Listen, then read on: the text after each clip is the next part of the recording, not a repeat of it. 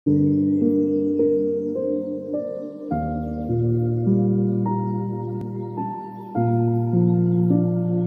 upaya hukum ini, jadi intinya upaya hukum itu ada 3 tahap ya. Kalau secara ini tahap di Direktorat Jenderal Pajak, kemudian tahap di Pengadilan Pajak, dan tahap di Mahkamah Agung. Tapi yang ingin mungkin itu sih bisa dibaca ya, secara normatifnya bisa dibaca pasal-pasalnya. Yang ingin saya sampaikan ini praktek-praktek yang mungkin tidak bisa yang menarik gitu ya, fenomena-fenomena yang menarik yang dapat dikatakan mungkin menyimpang, dapat juga dikatakan sebagai sebuah fenomena lah gitu ya, fenomena praktek hukum upaya hukum perpajakan. Kita lihat di sini ya, memang ada beragam jenis upaya hukum ya.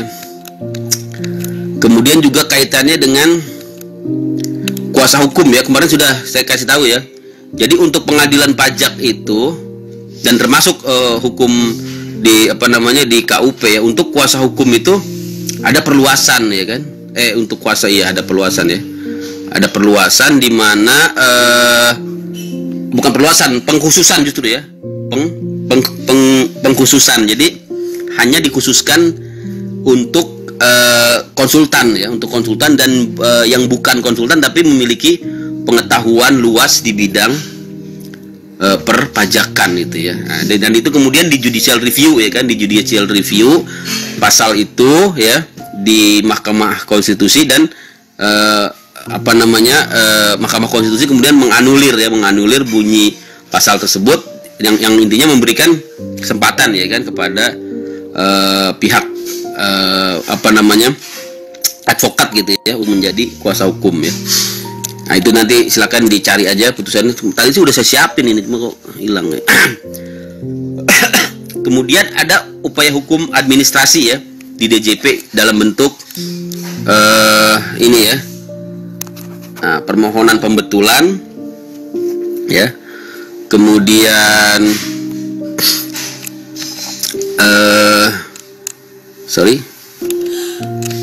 nah kita lihat permohonan pembetulan ini beda ya. Jadi kalau kita mengajukan permohonan pembetulan itu hanya atas tiga masalah ini ya positanya, alasannya salah tulis, salah hitung, dan kekeliruan penerapan. Jadi kalau selain itu ya jangan gitu ya. Jadi ini khusus dengan posita 3 ini kita masuk yang namanya pembetulan ya.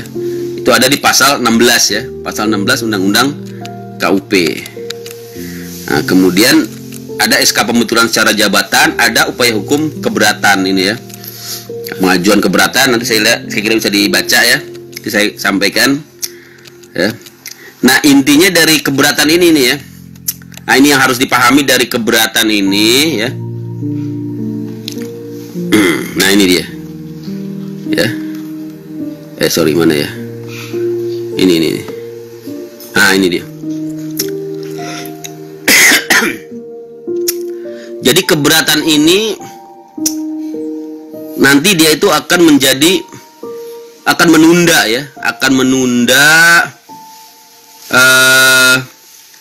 penagihan pajak gitu ya. Dia akan menunda penagihan pajak ya. Keputusan keberatan maupun nanti proses keberatan maupun proses banding ini akan menunda pelunasan pajak sampai dengan 30 hari ya, 30 hari sejak keputusan keberatan. Begitu juga banding nanti ya.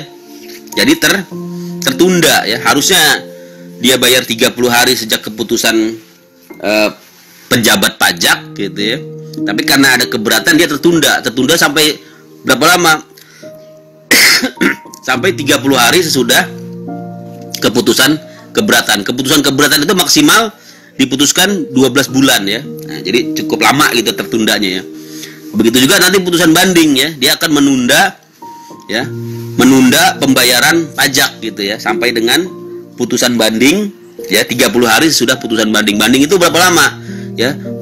Bisa sampai dengan maksimal 1 tahun ya, minimal 1 tahun ya, minimal 1 tahun, maksimal sampai dengan 2 tahun ya, 2 tahun ya. Nanti dicek lagi ya. Ada batas waktunya juga, tapi memang cukup lama sampai dengan 2 tahun ya. Nah, itu dia akan menunda ya. Saya kira itu yang kemudian ada upaya hukum lain ya. Upaya hukum lain yang disebut dengan ini dia ya. Pengurangan, penghapusan dan pembatalan di pasal 36 ya. Jadi ada macam-macam ya upaya hukumnya tadi. Ada pembetulan, ada keberatan, ada lagi yang namanya upaya hukum pasal 36 yaitu pengurangan, penghapusan dan pembatalan ya. Baik, silakan kalau masih ada yang mau nanya. Nah, jadi itu 3 upaya hukum yang ada di DJP ya, yang ada di pengadilan yang ada di Direktorat Jenderal Pajak, yaitu ini ya. Yang ketiga ini penghapusan, pengurangan, penghapusan dan pembatalan ya. Nah, jadi ini diberikan wewenang ya kepada Dirjen Pajak untuk mengurangkan atau menghapus sanksi administrasi, mengurangkan bahkan membatalkan SKP yang tidak benar, mengurangkan atau membatalkan STP yang tidak benar, membatalkan SKP yang tidak didahului dengan ya SPHP ini apa, surat pembahasan ya, hasil surat surat hasil pembahasan ya, surat pembahasan hasil pemeriksaan ya, SPHP. Jadi intinya kalau tidak melalui prosedur yang tepat ya, maka ya prosedur yang tidak tepat ini akan membatalkan surat tagihan pajak ataupun surat ketetapan pajak. Jadi yang lebih bersifat prosedural ya. Nah, ini masuk ke pasal 36. Tapi yang bersifat material tadi ya, sengketa material, dia masuk ke pasal 25 yaitu pasal tentang keberatan ya. Nah, ya. Saya kira itu. Kemudian, nah ini yang paling penting ya. Upaya hukum di pengadilan pajak juga macam-macam ini ya. Ada yang namanya banding, ada yang namanya gugatan, ada yang namanya permohonan putusan sela ya. Nah, ini juga harus kita waspadai ini ya. Jangan sampai salah masuk kamar gitu ya. Nah, kadang-kadang kan kita orang lawyer yang nggak biasa ya ngurusin pajak gitu ya. Taunya gugat aja. Padahal gugatan itu bersifat limitatif gitu ya. Dan banding pun bersifat limitatif juga. Jadi semuanya limitatif. Maksudnya ada jenis-jenis ya produk-produk hukum tertentu yang bisa diadukan banding. Yang dapat saya katakan banding ini khusus untuk produk yang namanya besiking, yang namanya keputusan keberatan. Kalau keputusan keberatan maka dia masuk ke kamar banding ya. Nah, jadi banding ini khusus untuk ini ya, surat keberatan ya. Nah, jadi dari surat ketetapan pajak ya, masuk dulu ke keberatan di Direktorat Jenderal Pajak, baru dia banding ke pengadilan. Nah, ini khusus ya, upaya hukum yang khusus terkait dengan banding dan terkait dengan yang namanya banding ya. Jadi agak rancu memang ya, karena ada juga selain banding ada juga yang namanya gugatan gitu ya. Jadi padahal kan kalau di hukum acara peradilan umum ya, namanya banding itu sesudah gugatan gitu ya. Kita kan gugatan dulu baru banding ya. Ini selevel gitu ya. Banding itu di pengadilan pajak sama dengan gugatan. Kenapa begitu? Karena pengadilan pajak itu pengadilan tingkat pertama dan tingkat terakhir. Nah, ini ya. Pengadilan pajak itu pengadilan tingkat pertama dan tingkat terakhir. Karena cuma ada satu gitu ya. Nggak ada pengadilan bandingnya dan juga nggak ada pengadilan kasasinya. Nah, jadi di situ nyampur gitu ya. Bandingnya di situ juga ya, gugatannya di situ juga. Tapi antara banding dan gugatan ini dua jenis upaya hukum yang berbeda gitu ya. Banding tadi adalah merupakan upaya hukum atas keputusan keberatan ya, sedangkan gugatan, nah ini dia ya, gugatan ini lain lagi gitu ya. Gugatan ini lain lagi, dia itu khusus ya, itu untuk gugatan di pasal 23 ya, ada di pasal 23 KUP. Nah ini ya, A, B, C, D. Jadi limitatif ya, dibatasi 3 ini. Yang pertama, atas pelaksanaan penagihan pajak dengan surat paksa ya, yang dapat digugat pun hanya atas 3 surat ini: surat paksa, surat perintah melakukan penyitaan atau pengumuman lelang ya, kemudian keputusan pencegahan ya, kemudian keputusan yang berkaitan dengan pelaksanaan keputusan perpajakan selain, jadi keputusan-keputusan yang lain juga bisa selain yang pasal 25 dan 26. 25 26 ini tadi yang keberatan ya. Jadi kalau keberatan tidak ada istilah gugatan, dan ini saya beberapa kali menemukan gitu ya, masih ada ya kuasa hukum ya, biasanya itu bukan dari ya baru ya, kuasa hukum baru gitu ya, salah gitu ya. Harusnya dia banding, dia pakai nama gugatan. Akhirnya gugatannya ditolak gitu ya, karena ini salah kamar gitu ya, error in objekto ya. Objek gugatan tuh ini ya, A B C D ya. Dia gugat atas misalnya surat ketetapan pajak gitu ya, nggak boleh ya, harus masuk dulu ke kamar ke ranah administrasi keberatan gitu ya. Tidak bisa langsung gugat gitu ya. Tapi karena dia tidak tahu, dia langsung gugat gitu ke pengadilan pajak. Akhirnya ditolak. Nah, yang terakhir adalah penerbitan surat ketetapan pajak atau surat keputusan keberatan yang dalam penerbitannya tidak sesuai dengan prosedur. Nah ini ya. Jadi yang masalah prosedural ini ya, yang masalah prosedural ini bisa juga langsung digugat ke pengadilan pajak gitu ya. Bisa juga langsung digugat ke pengadilan pajak gitu ya. Penerbitan surat ketetapan pajak ya, surat keputusan keberatan. Jadi surat keputusan keberatan bisa digugat lagi ya, kalau dia penerbitannya tidak sesuai dengan prosedural ya. Nah itu ya. Jadi yang istilahnya prosedural yang tidak ada kaitannya dengan materi hitung-menghitung pajak itu masuk ke gugatan gitu ya. Nah tapi di sini lihat. Selain keputusan berupa ini ya, pasal 25 yang C ini maksudnya ini ya. Nah, SPKPKB ya, SPKB-KBT ya, ini tidak bisa digugat ini harus masuk keberatan dulu ya, dan SK keberatan.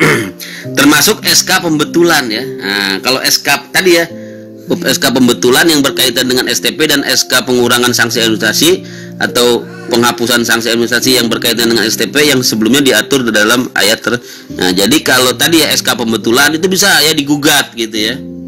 Ya, yang berkaitan dengan STP dan SK. Jadi memang kita harus benar-benar ini ya, benar-benar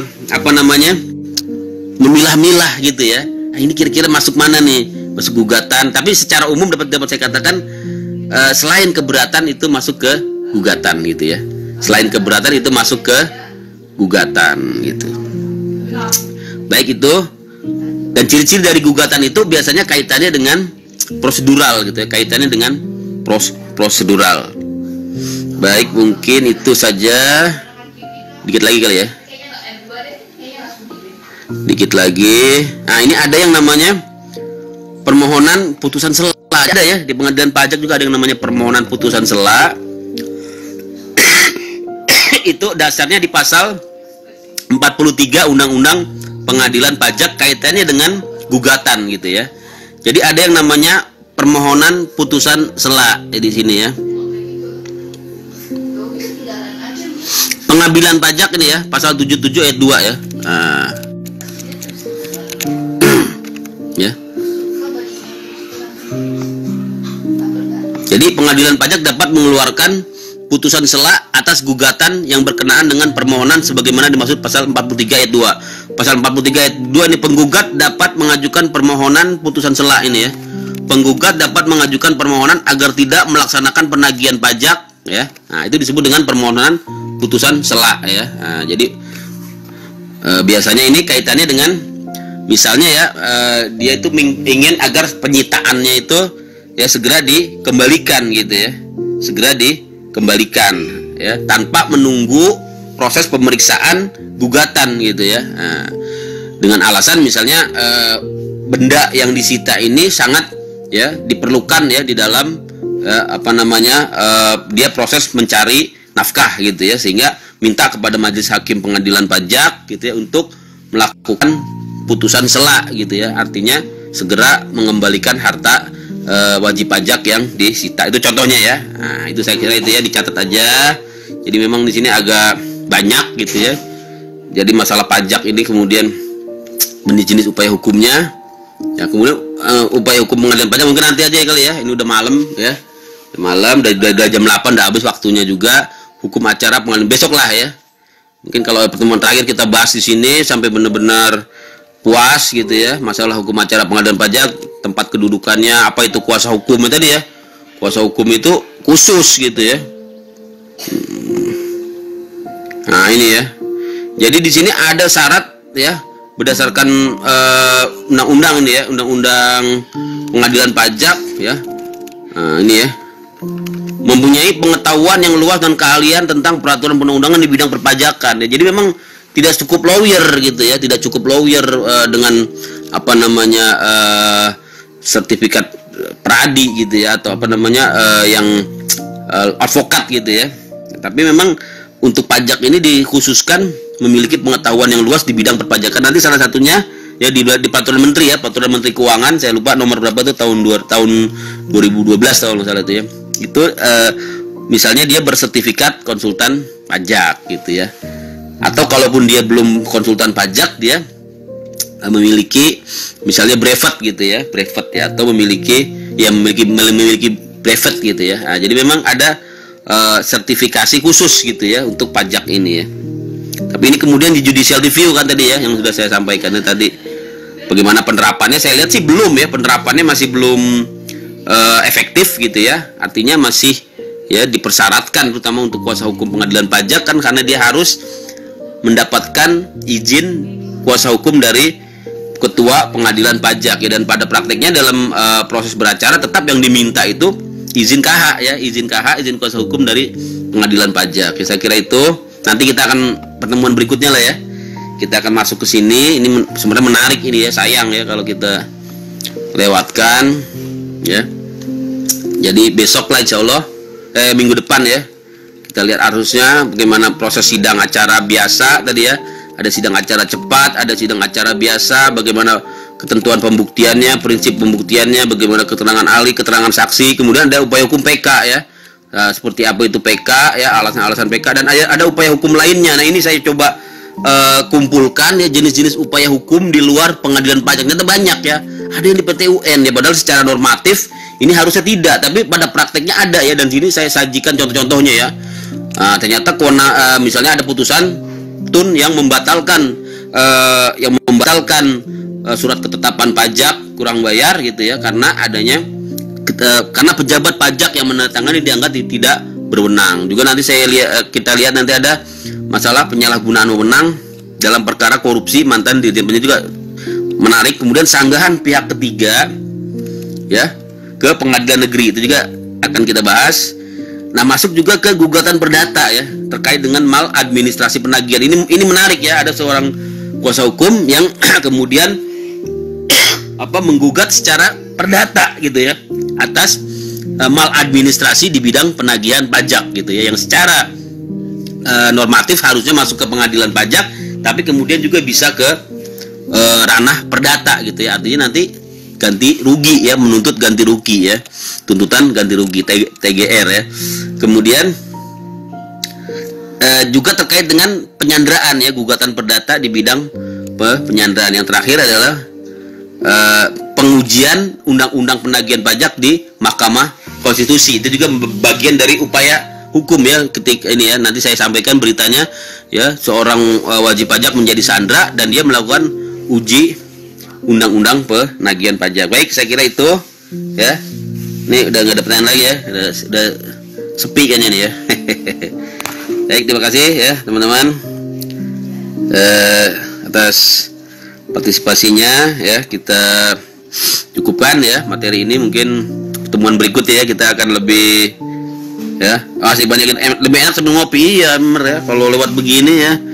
Ya, keterbatasan ya, karena COVID ini semoga cepat berlalu, wabah ini ya, kita bisa ketemu ya, kopi darat ya, kopdar ya. Bisa langsung ya ngobrol, apalagi ya malam-malam enak nih ngobrolin kayak gini ya. Baik, terima kasih kepada teman-teman ya, kita akhiri ya atas perhatiannya. Semoga tetap semangat dalam belajar ya. Sungguhnya yang salah dari saya pribadi ya, apabila ada yang salah nanti dikoreksi ya. Nanti juga akan saya upload, biasa ya, saya upload tuh tujuannya apa ya, buat saya juga gitu ya. Jadi saya dengerin lagi, saya tadi ngomong apa sih, ada yang salah nggak gitu ya. Nanti saya upload juga buat teman-teman juga ya yang belum bisa ikut gitu ya. Nah, bisa dengerin lagi di YouTube kan, kalau YouTube kan semua punya. Kalau IG banyak yang nggak punya ternyata ya, tadi ya bapak-bapak teman-teman kita banyak yang nggak punya IG ya. Pakai Zoom susah juga ya, kemarin saya mau pakai Zoom ribet gitu ya, koneksinya susah ya. Pindah channel lah sekarang, kita ke sini aja ya, ke IG aja lah ya. Baik, terima kasih ya. Apabila ada yang kurang saya minta maaf ya. Segala yang benar dari Allah, yang salah dari kesalahan pribadi ya. Terima kasih. Assalamualaikum warahmatullahi wabarakatuh.